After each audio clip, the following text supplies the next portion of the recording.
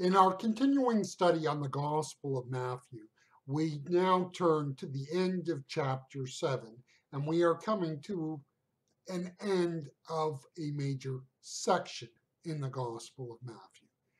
Matthew chapter 7, and we are going to read from verse 24 through to verse 29. Everyone therefore that heareth these words of mine and doeth them shall be likened unto a wise man who built his house upon the rock. And rain descended, and the floods came, and the winds blew and beat upon that house, and it fell not, for it was founded upon the rock. And everyone that heareth these words of mine and doeth them not shall be likened unto a foolish man who built his house upon the sand. And the rain descended, and the floods came, and the winds blow, and smote upon the house, and it fell, and great was the fall thereof. And it came to pass, when Jesus had finished these words, the multitudes were astonished at his teaching, as he taught them as one having authority, and not as the scribes. The American Standard Version. The American Standard Version was a revision of the King James Version with its roots in the 19th century. One of the questions which we have to ask when reading the Sermon on the Mount is whether this is one sermon given at one point in time. There are supporters of this view that say, yes, this has happened. On the other end of the spectrum are those that say Matthew gathered together a number of bits of Jesus' teaching, taken from various points of his ministry, and packaged them in one sermon, one unit. I take a more middle position on this. We know from Luke chapter 6 and verse 17, we have the beginning of his account on the Sermon on the Mount. So if you compare Luke's version with Matthew's, the first thing that you notice is that Luke's is considerably shorter. And we would also add to that, the prevailing view is that Luke nor Matthew were familiar with each other when they wrote their Gospels. The standard theory for the Gospels today in terms of how they were written is that Mark was first, and Luke and Matthew each wrote their Gospels using Mark as a basis. And to that, they brought traditions that were unique to themselves. And there is some reason to believe that Luke and Matthew worked off of some material that might have been collected orally, maybe, that they used to fill out and build up their Gospel. So when we look at the Sermon on the Mount, I tend to believe that the kernel of it comes from one actual sermon, because both Luke and Matthew see it that way.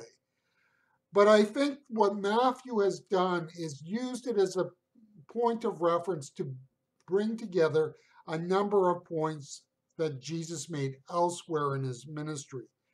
And one of the basic reasons for this is when you read this, the material is extremely dense. And most of us as people are extremely dense. What do I mean? To try and put all this in one sermon would be kind of a waste of time, because it would be just too much for people to handle and assimilate at one point. And verses 24 to 27, we have Matthew's conclusion to the Sermon on the Mount. This teaching of Jesus is also found in Luke.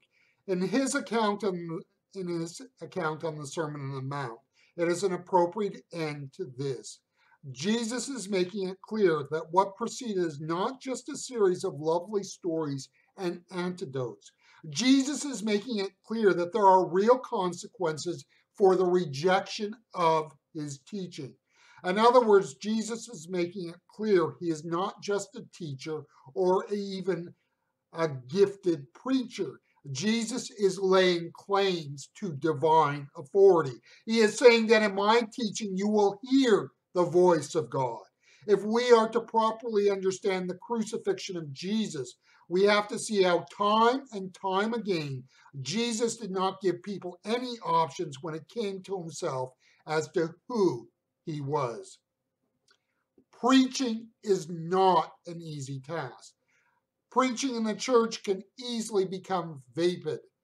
Now, I am not talking of the challenges of preparing a fresh, lively, and engaging sermon week after week and year after year. One has to be fair to those who preach, for they will not always bring their A game to the pulpit.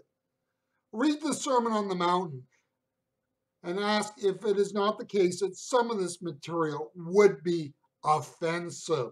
What happens to people when they become offended? Well, they become good and angry. Is it any wonder that preaching can become vapid? Now, we are not talking of being offensive for the sake of being offensive. What we are talking of is that in and through the act of preaching, the voice of God must be applied to where the people are at.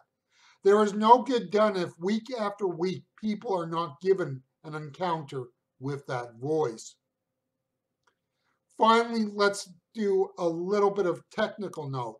Verses 28 and 29 of Matthew chapter 7 are an editorial note. If we would like, we could call it a scene. Matthew is closing off one of the 5 units of teaching found in his gospel.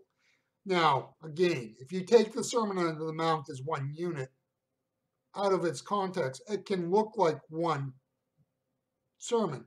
But when we look at Matthew's gospel as a whole, we see that this is actually one of 5 blocks that intersperse his telling of the Jesus story, in which he has collected together numerous pieces of teaching. And so there seems to be a sense in which you have the narrative of Jesus' life and ministry in Matthew, and then these blocks where teaching is gathered and is linked together. Matthew's style puts the emphasis on the teaching of Jesus and, of course, our need to respond in faith and submission to it.